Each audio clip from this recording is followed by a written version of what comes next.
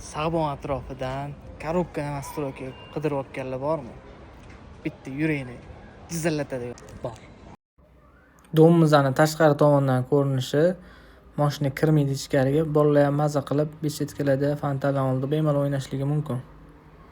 Domimizga sifatli temir eshik qo'yilgan, o'zini отпечатка va parolda ochiladigan, o'zini liftlari ham bor. Mana 6-qavatga ham chiqib oldik. Koridorlarni ham bemalol ko'rishingiz mumkin. 6-etaj ham kengina, katta. Endi uyimizning ichkari tomonini sizlar bilan ko'rib chiqamiz. Polniy devorlari pishgan g'ishtdan qilingan bo'ladi. Uyimizning kvadrati 106 kvadrat metr hisoblanadi. Bu uyimizni 3 xonaga bo'lib, planirovka ham qildirib qo'yganmiz. Tayyor qilib, olgan odamga bonus qilib qo'shib beramiz.